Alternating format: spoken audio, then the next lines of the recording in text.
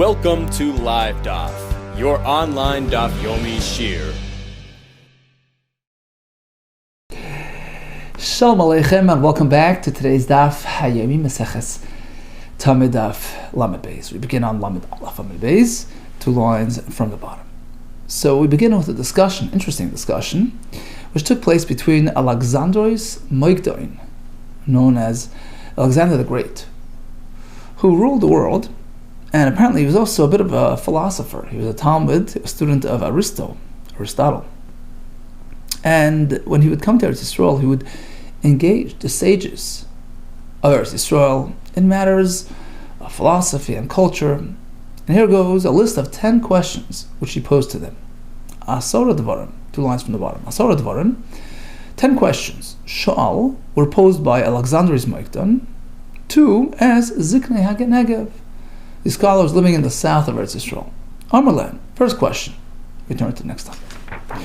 Which is further, the sky from the earth, or the midpoint of the earth to the eastern horizon, or to the western horizon? Which one is further? Nashamayim la'aretz rochek, from heaven to earth, is further, or mizrach l'marav, or east to west. Amarlan, they told him, and some explained that there was a deeper meaning to this question. The question was whether a person's efforts, a person's success is comprised of 2 elements: his own efforts and heavenly assistance. What plays a greater role? That was his question. So east to west represents a person's endeavors, traveling, looking to earn and to accomplish, versus heaven to earth, which symbolizes the Siyata D'Shmaya. So that was the meaning behind his question. That was Rani Laboiker. That's how we learned the Gemara. Safe Rani Laboiker. So that was his question. They told him, east to west, Mizrach Lamarav. Teda, look, we can prove it to you. Sharichama b'Mizrach. When you stand here, looking to the east, and the sun rises, you can see it. You're not blinded by it. Hakol mistakmo. All are looking and seeing. There's no issue of blindness. It's not too strong.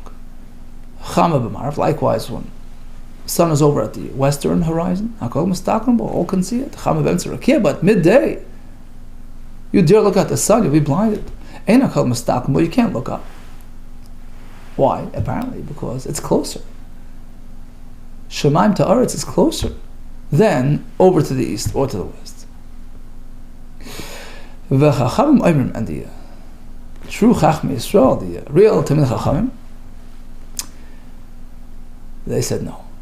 They disagreed. Actually, both are of the same distance. Shnema, we have a pasuk. They brought it right from Tehillim. So one pasuk refers to the height between heaven and earth. The next pasuk between east and west. Shnema kigvaya shamayim al aretz. Just as a vast distance between shamayim va'aretz, concludes the pasuk. That's how much benevolence is, how much chesed Hashem showers on us. Gavar chaza yireyev. And then the next pasuk makes a reference to east-west. Kirchayk mizrach marav. As per the distance between east and west, Hashem pushes away, distances our sins. He looks away from our sins.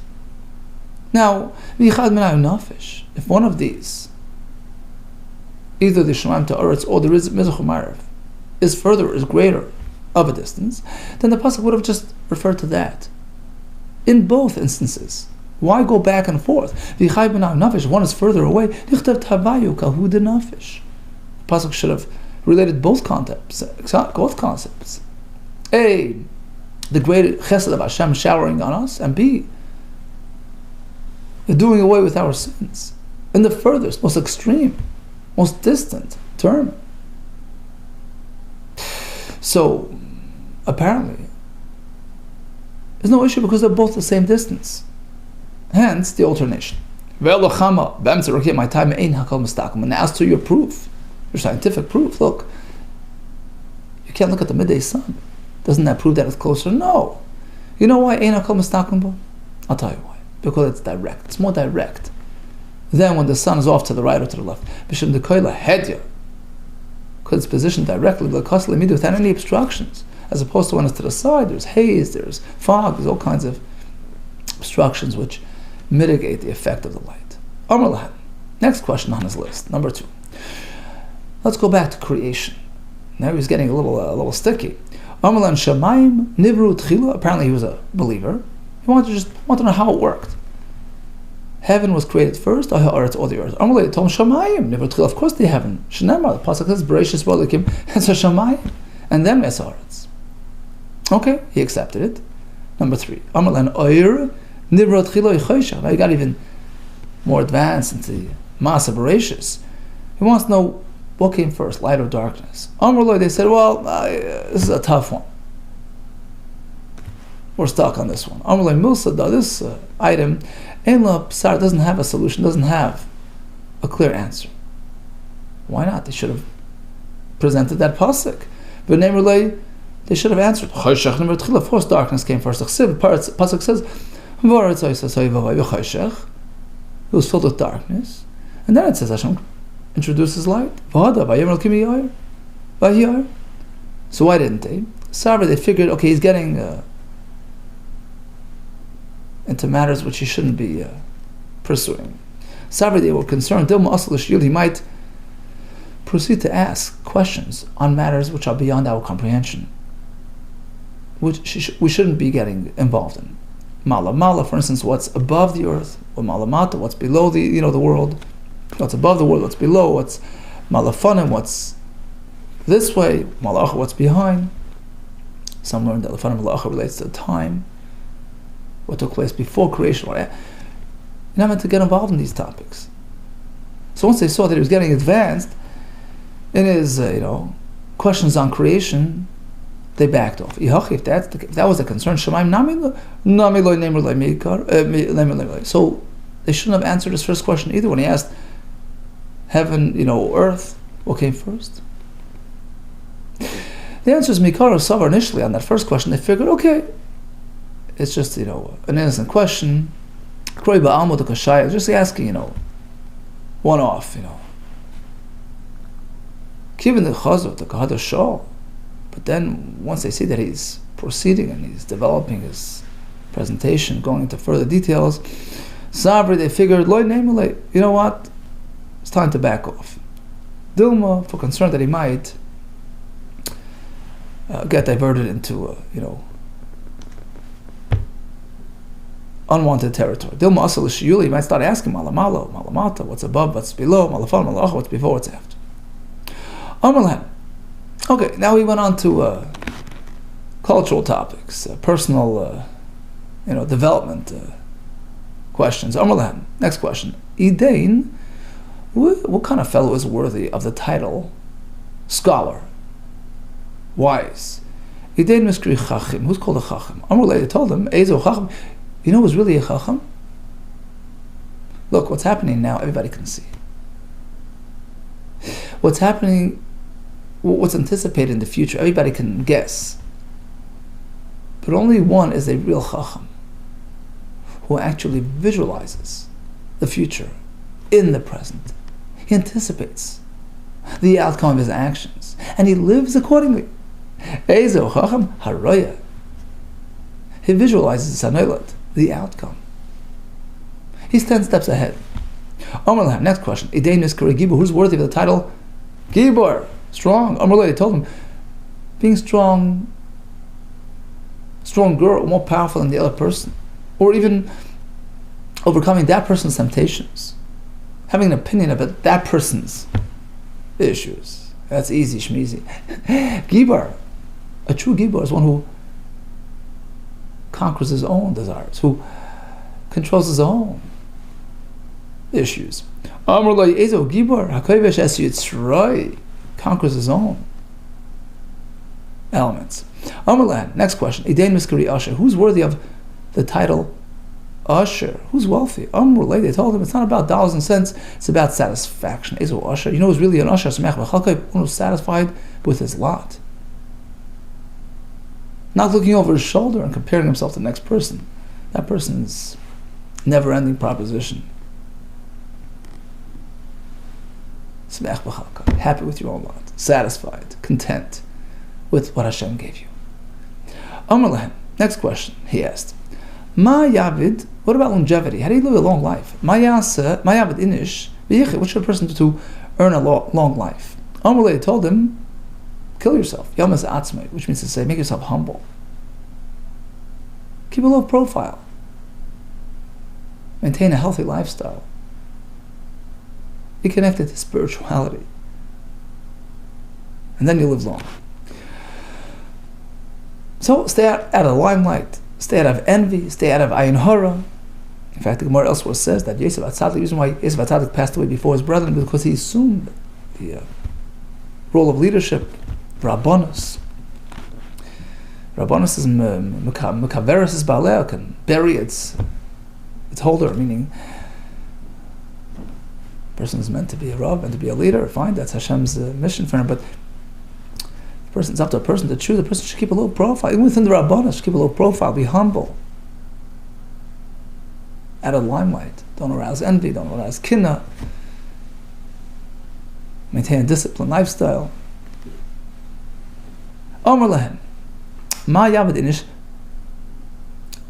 Next question. Ma yavid inish v'yomas. Next question. What should a person do if he wants to shorten his life? Chas v'shalom. Yichayes atzma.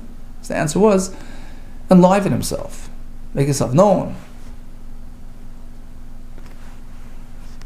Loud. And all over the place. And lead a life of lack of discipline and unhealthy lifestyle. That's how Chas v'shalom a person could affect his longevity. Omer lehem. Next question he wanted to know. Now he's getting a bit into politics. Ma yavid inish yiskabel al briyasa. What should a person do to be liked, to be received well by the people out, by the masses? Amru, they told him, Yisnei malcha v'shelton. I'm sure he wanted to hear this. He should dislike rulership and kingship. Keep away from politics. Amr Lewis, this time he had an opinion. You see, it's the first time he responded. He disagrees. He says, because pertaining to him, he says, I have a better solution, better approach than you. It's the opposite. You should befriend the king and the rulers, and you should be part of the ruling, hierarchy, which will enable him to do favors, to provide, to serve the people. Do favors with people, which fit his, worldview, his profile. Amar lehem. Next question he wanted to know: Biyama yoyla meidar. Where's it better to live? Out in the sea, is traveling around making money, or calm at the on dry land? Amrulay, they told me better to live on dry land.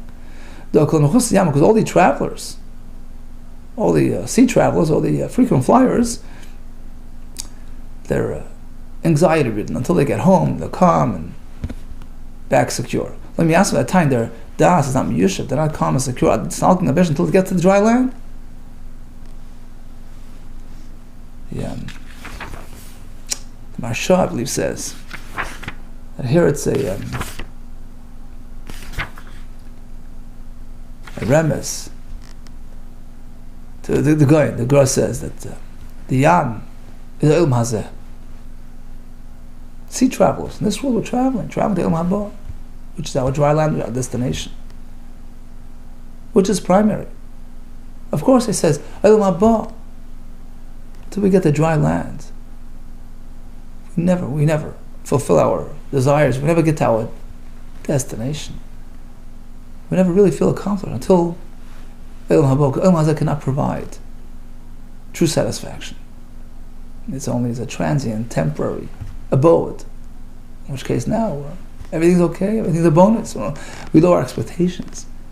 It's like sukkahs. We have diras arai, right? The sukkah highlights that the home is just a temporary dwelling, and that allows us to shift our focus from trying to be satisfied, to be content with this world, which is a never achievable objective. It's not meant to be. It's just meant to be a transient walkthrough, road stop. In which case, that's why it's Zman Simcha Seinu, Veli Brudny actually explains, that's why Zman Simcha Seinu, because true happiness is not found when the focus is on this world, because you can never achieve true satisfaction in this world. It's not meant to provide that. How do you get real simcha in this world? Only if you view it as a temporary abode, in which case then you're happy. It's all a bonus. Until we get to Elam Haba, Yabeshta, that's when we'll have the Shlemus Amiti. Amen v'amen. Amarlan. So once again, he addresses the Chachamim. He says, Idein min chayin Chacham Yatir. Who's the greatest scholar amongst you? Amarle, Tom Kulanu Kachadasham, you're all of equal stature. The Hakal, Mos Amars Lana. Look, fact is, every question you asked us, Bechad, Pasarnalach, we all answered the same. We had the same solution. Amarlan. Now he got a bit edgy. He says, Madein Asriston Lakavli. Why do you oppose me? Meaning, don't you see that we're successful? We're the rulers of the world. We run the system. Why don't you join us in our religion? So Tristan's like being matris, like opposing, like challenging us. Why are you not with us? Amrulay, they told him, the truth is our way is the correct way, but in the meantime, during Golos, the Satan, the powers of evil are strong. Sitna, the Satan Natzach, he's above. But it's just a temporary situation. Soon enough, things are going to turn around. Amr Lan, so now he got really enraged. He says to him, I'm going to kill you out by decree of the king. Amr Lay.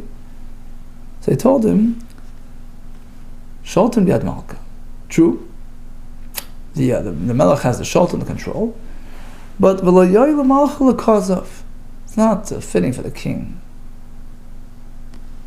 to defraud, to be dishonest. You've already committed to us at the beginning of our debate. You will not harm us. Apparently that was the modus operandi when you go out and debate serious religious matters. You have that agreement beforehand. No matter what happens, nobody will attack each other. So you can go back on your word, you're going to kill us. So he backed off.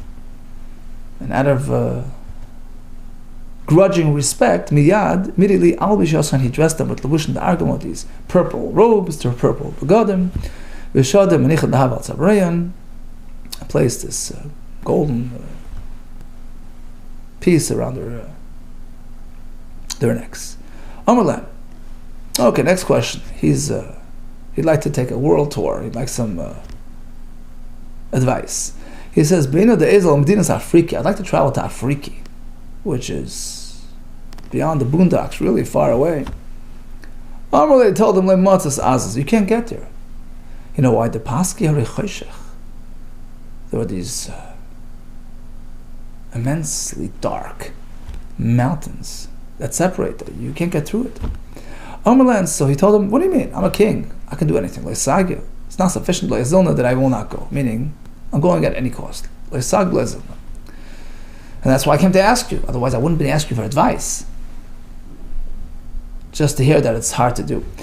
And that's why I'm asking you. So what should I do to get there? I'm going to tell him like this. I see get a hold of the Libyan donkeys, the parshi who can travel Bahavar even in darkness. I see kibur de masni. Get a hold of balls of rope. Use them as a safety rope.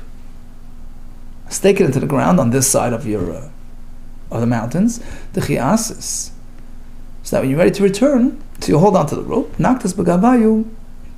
You'll hold on to the ropes. You'll make your way back. V'asis last one. You make it back to your land. Avad hachi. V'azal.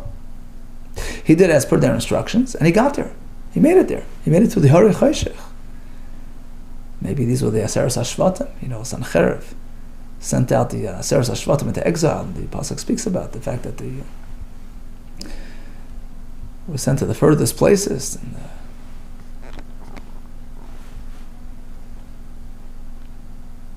Farshim bring that was beyond the Hari Chayshech, beyond the dark mountains, to make them inaccessible.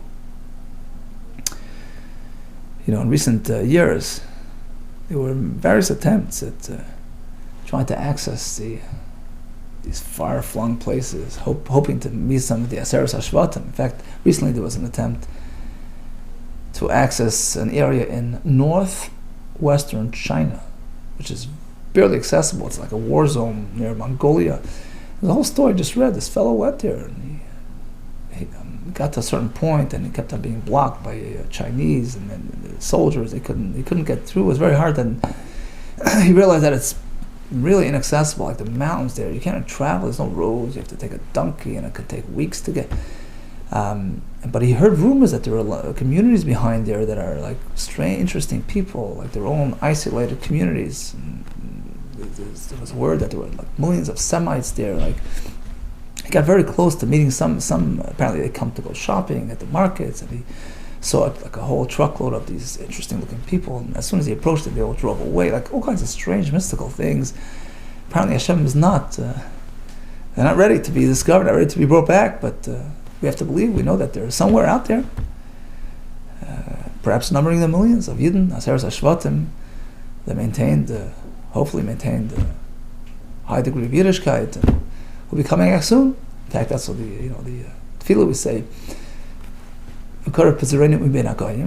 That's one type of returning of exile. And now dispersed kanes, Hashem bring back miyakas yars from the farthest, flungest corners of the earth.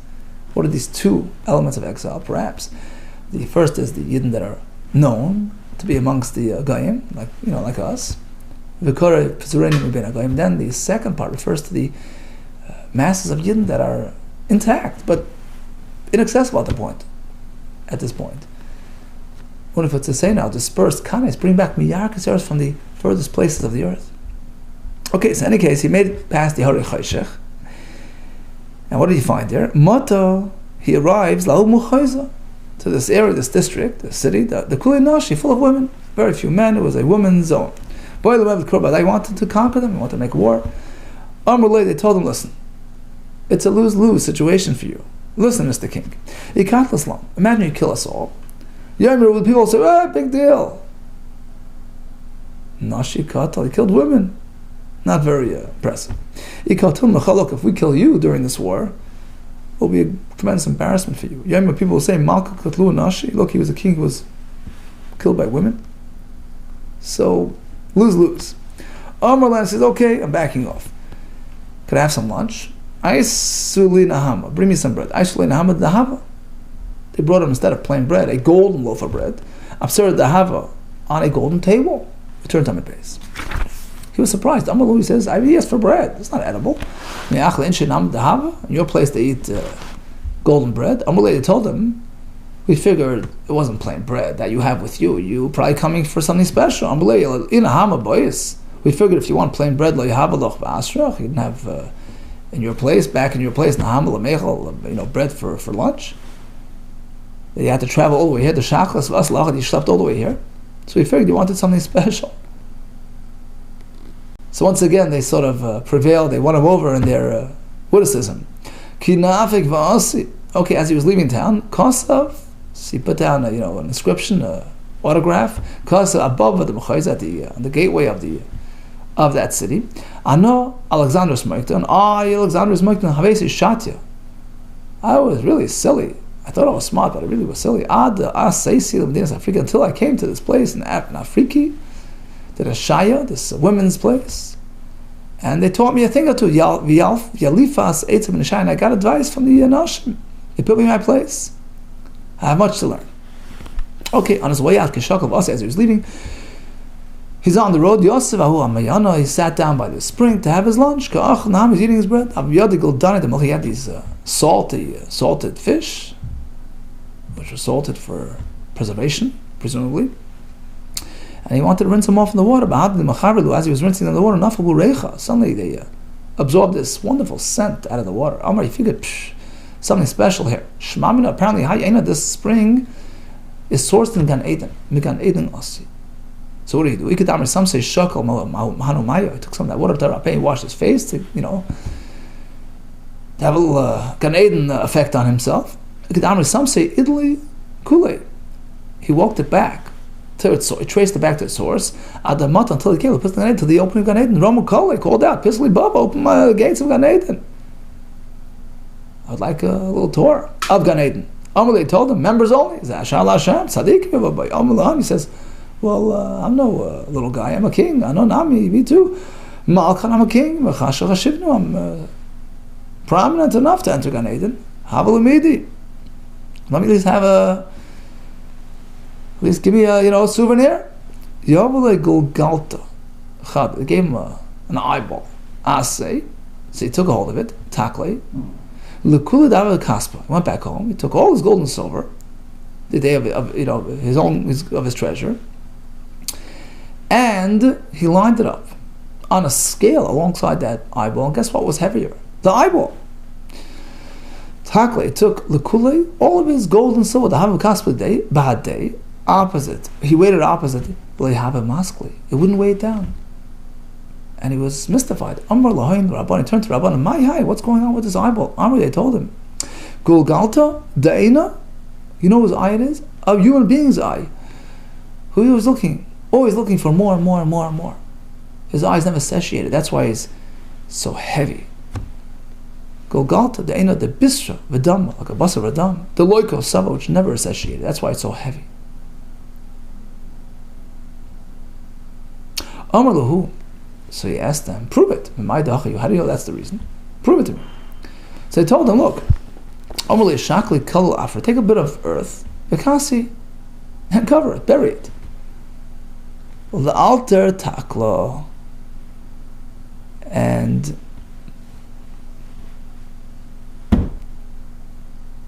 immediately it's going to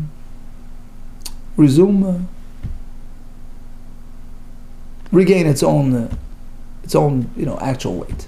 It's going to lose its heaviness. Why will it lose its heaviness? Because it's like when you bury it, which symbolizes death and burial of a person at that point. He's done over with his desires and with his quests, which are never ending. So only in the grave does that end. And then it goes back to its actual weight. The Chsiv, as the Pasuk says, Shoel v'avad lo yizbana. The Pasuk continues, Ve'eni adam, and a person's eyes, lo yizbana, will never be fully satiated. It's an endless proposition. Endless pursuit. Tana Leo, Gehenim l'malam n'arkia. Gehenim is above the rakia. Yesh ayrim la'chayrei. Some say Gehenim is la'chayrei, behind the Hari Chayshech, those dark mountains that we just discussed. And we're speaking about Gehenim in this world, meaning the Rambam Parashat Mishnah explains that there's a concept of Gan Eden and Gehenim in a physical dimension, in this world. Somewhere hidden from view, but it's in this world. And that's what the Gemara here is referring to. Tana Rabbi Chia. A person who pushes himself to learn at night, when it's hard, when it's tired, when it's difficult, opposite Mishnah. Kumi Raini Balayla, when you have Raini, you sing the Torah at night, L'Rosh Hashmuros, Yozecha, to the presence of Shechina, Shivcha K'mayim Libach Noichach, Pnei Hashem. Amar Razon Azari, Tab Chachamim. Torah scholars, Marbim Shalom Ba'ilm, increase the peace in the world. They synthesize spirit with the physical, remove any barriers and conflict. The Gashmis turns into Ruchnis, which is the ultimate peace. Marbim Shalom Ba'olam, they increase the concept of peace in the world. Shenemar V'chol B'nayich Midei Hashem, those who learn Torah, Rav Shloim B'noyich, they bring peace. And there's a gerse al tikri B'noyich, instead of reading it B'noyich, your sons, Ela B'noyich, your builders, the Chachamim, who increase the Shalom in the world. Okay, that concludes this interesting piece of Gemara, which began with 10 questions posed to the Chachamim by Alexander's Moigdoin, some of which were answered, some not. Then he went on to his touring ambitions. He actually arrived at the area. He encountered the Mayan of Gan Eden. And we concluded with the greatness of Torah and those who make the effort against all odds, against all challenges, to commit themselves to Torah, to Zeicha the Shechina Kenegdoi, and to Mar B'Shalom Ba'olam. Hadron Allah. It says the Mishnah. So back to the Beis Hamikdash, supervisor turns to the Kohanim, who were involved in the Hakrov of the Korban Tamid. They took a break to do their davening, and he says, Baruchu, bracha achas. It's time to make that one bracha. Now we're speaking about a bracha before Kriyas Shema. Typically we have two brachas, right? Yetzer Or, but it was too early for Yetzer Or. It wasn't yet light enough for that. So they skip that, and they move on to the second bracha, which is the bracha right before Krishma, Avas Olam, Ava Rabbah, right? Baruch bracha achas. When Baruch, they made the bracha. Kol Aseres HaDibros. They read the Aseres HaDibros, which is the focal point of our Yiddishkeit. Then they went to Shema, Vayam Shamaya, Vayomer, Baruch Asam Shalosh Brachas. And they proceeded to say 3 brachas, which everybody else says as well. So which brachas are they? They are the brachas as follows: Emes v'Yatziv, following Krishma, V'Avoda. That's the bracha Ritzei. They didn't have time to do the whole Shemona Esrei, just select brachas Ritzei. Interestingly, the Rosh over here on the side says they couldn't say the same nusach as we do. We say V'Hashem es Avoda. We ask Hashem to restore the Avoda. They were in the Avoda. So he says instead of that, they modified it. They would say very interesting. And they conclude the words Baruch Hashem Sheichem B'Tzir. Very interesting that today, on the days when we have Birchas Koyanim, the Shliach Tzibur also concludes. You see, they didn't have a Zan Einein, right? Zan Einein only came later. So in fact, the Shliach Tzibur concludes very similar to the way they conclude in Beis Hamikdash. You should serve Hashem with focus, with dedication, with purity of heart. And that's said on a day of Birchas Koyanim, which is interesting because Birchas Koyanim is one of the only things that we have that sort of carries over from the Beis Hamikdash, the true Avodah V'Kohanim, which we don't only have today. But we do have Birchas Koyanim, which is the same mitzvah as was then. So very appropriate that the Shliach Tzibur would use the same text, the same lashon, in concluding his bracha Ritzei as they did in the Beis Hamikdash. Very interesting. Okay, Birchas Kohanim, right? Shabbos, on Shabbos they would add another bracha, Moisif and bracha Achat, they would add another blessing, Mishma Yotzei, to address the group of Kohanim leaving. They would switch over on Shabbos. They would give them a farewell bracha. Amar lahem. Okay, once again the Mamuna turns to the Kohanim. He says, Chadash l'Kteres, Boi b'Afisu. New ones. Meaning, the Kteres was a very sought after avodah because it had a skula to give you wealth. So they wouldn't allow the Kohen to repeat. If you had the privilege once, you weren't eligible to come back again and be involved in the Kteres. So only new ones. Kohanim will never, did the Kteres come, join the pious to pick out the lucky one. And now the next pious was Amar Lahem. He turned to the Kohanim Chadashim and Yishanim. This time it's new and old. Boy Bafis will be involved in the next pious, which is to determine who transports the Eivarim of the Tamid on that final leg of journey from the Kevesh to the Mizbeach. Amar Lahem Chadashim Yishanim Boy Bafis will be Mala Eivarim and Kevesh to the Mizbeach. There's no need for a new pious for this role. Hamala Eivarim LaKevesh, the same Kohen who took the Eivar to the Kevesh, that was phase 1. He comes back and he completes it. Who? The same person. Mala Eivarim LaKevesh takes it to the Mizbeach. There's no need for a new lottery. Next mission. Mos Machazon. So the lucky Kohanim who won the roles, they proceeded, but the other ones who had been wearing the bigger kahuna were now meant to take them off. Mos Machazonim. So they handed those Kohanim to the Chazonim, the assistants, who would undress their big kahuna. Only their pants they would leave on. Everything else they would remove. They would switch over to weekday, and then they would slide off the mechnasayim in a discreet way. They had those cubbies there for the big kahuna, one for the shirts, one for the pants, because of Aleim, they had labels. Tashma Kalim, these are meant for the Kalim, for the big kahuna. Okay, we'll leave the next Mishnah for the next daf. It goes into the Hakteres, believe for tomorrow with Hashem. Okay, in the meantime, Tzlacha Rabba, B'suras Teves.